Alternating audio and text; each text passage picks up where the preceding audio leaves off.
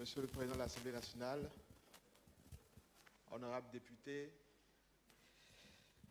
d'habitude à ce stade du processus, je ne prends pas la parole, mais cette fois-ci, après avoir entendu tant de félicitations adressées au gouvernement, ayant jeté un coup d'œil sur l'horloge et ayant constaté qu'il était midi plein, je me suis dit, bon, il fallait que j'intervienne alors.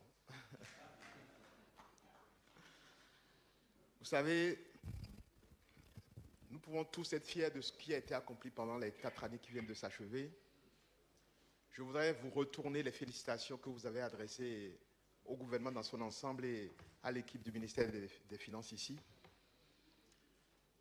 L'action que nous avons conduite ensemble et l'exemple de ce qu'on a vu aujourd'hui où plus de 8 amendements sur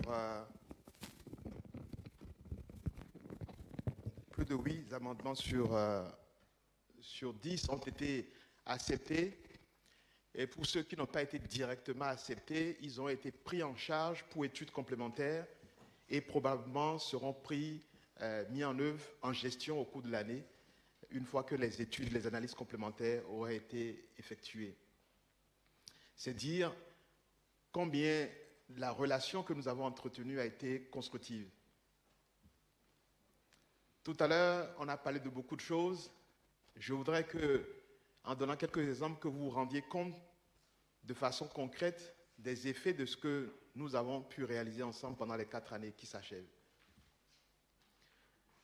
Quand on pense aux enfants dans les écoles, vous vous rappelez en 2019, quand vous êtes venus ici, le programme de cantine scolaire qui avait commencé, qui s'accélérait, nous permettait de donner à manger à environ 400 000 enfants dans nos écoles. Cette année, nous sommes à 1 million d'enfants couverts. Ça veut dire que c'est 1 million d'enfants qui ont accès à de la nourriture. C'est dire que nous avons augmenté, plus que doublé sous votre législature, le nombre de personnes qui ont accès à cette cantine scolaire.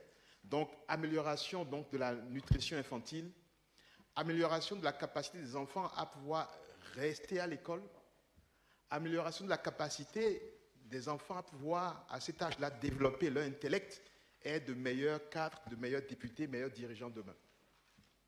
Et ça, c'est des choses qui n'ont pas de prix.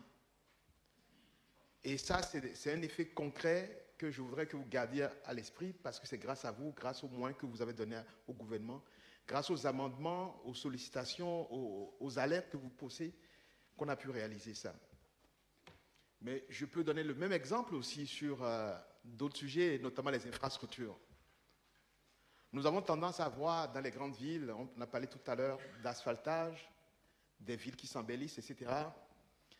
Mais je voudrais aussi que vous ayez à l'esprit que grâce aux moyens que vous nous avez donnés, nous avons chaque année plus de 7000 km de pistes rurales, d'ouverture de routes qui sont faites dans nos communes, qui permettent aux gens de pouvoir sortir leur production. Le bel exemple, c'est la karité. En 2019, moins de 100 000 tonnes de karité étaient produites. Quand on dit produite, c'est un peu une déformation parce qu'en réalité, aujourd'hui, la karité est collectée. Mais en 2019, la collecte était évaluée moins de 100 000 tonnes, 99 000 et quelques. Cette année, nous parlons de 200 000 tonnes. Ça veut dire quoi? Ça veut dire concrètement, grâce aux ouvertures de pistes, grâce aux pistes rurales qui sont entretenues, grâce au soutien que nous apportons aux femmes, c'est plus de 2000 femmes complémentaires qui ont un emploi, qui arrivent à faire cette activité de collecte et de traitement de la karité. Et c'est plusieurs milliers de jeunes aujourd'hui qui arrivent à assister ces femmes pour aller collecter la karité. Ça, c'est du concret. Et c'est ça le développement. Je prends l'exemple de l'eau. En 2019, nous étions à un taux de couverture de 45%. Donc 45% de nos populations avaient accès à l'eau potable. Cette année, nous allons terminer à 72% de nos populations qui ont accès à l'eau potable.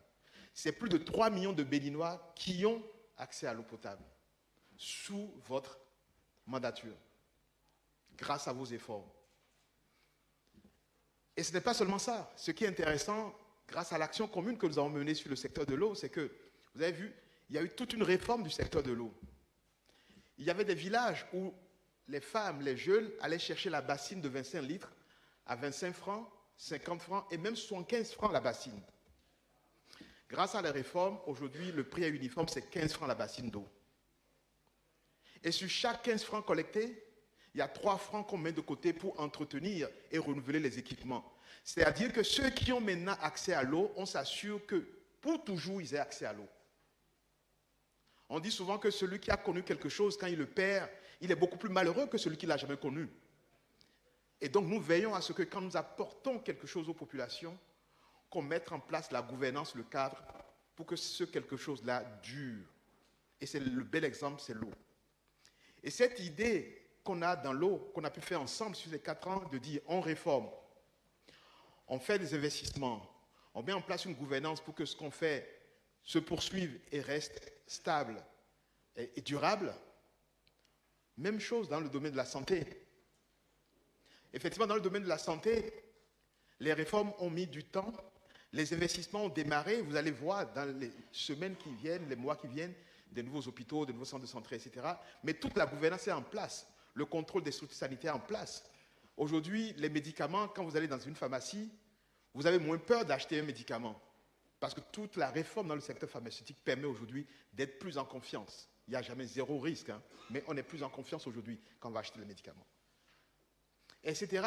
Dans le domaine de l'éducation, des milliers de recrues. Je ne veux pas anticiper sur ce que mon patron fera la semaine prochaine, donc je vous laisserai le soin de l'écouter la semaine prochaine. Mais je peux vous assurer que les réponses sur les aspirants viendront. On vous l'a promis, ça viendra. Et la même idée de réforme et d'action que nous avons fait dans le secteur de l'eau, que j'ai pris comme exemple, se déporte dans la santé, dans l'éducation. Et au fur et à mesure, on met en place une gouvernance des investissements pour que vraiment, concrètement, les populations sentent mieux. Et c'est ça le sens de ce que nous faisons. Si nous ne sommes pas capables de translater nos actions, nos votes, nos lois dans le concret de nos populations, on ne sert à rien. 2019-2022, le taux de pauvreté a significativement baissé. En 2015, Banque mondiale indiquait que le taux de pauvreté au Bénin était de 39,5%. Quand vous êtes arrivé, ce taux était de 38,4%. Là, on atterrit à 37%. On aura fait sous vous un rythme de régression de la pauvreté plus forte qu'on n'a jamais connu, sous vous. Dans un contexte où la population augmente de plus de 3,5% par an. Donc vous avez la population qui augmente, mais on a réussi à maintenir et à accroître le rythme de réduction de la pauvreté. C'est formidable. Donc, j'aurais pu continuer, je peux continuer comme ça sur tous les secteurs, mais le message que je veux passer, c'est que le merci vient d'abord à vous. C'est grâce à vous. Nous avons soumis un projet de loi de finances. Ce qui ressort d'ici comporte tellement de mesures nouvelles, vous l'avez cité tout à l'heure, qui sont vos initiatives, qui permettent d'apporter ce mieux-être à nos populations. Donc franchement, merci beaucoup. Merci pour la contribution, merci pour l'accompagnement et la lutte continue. Merci.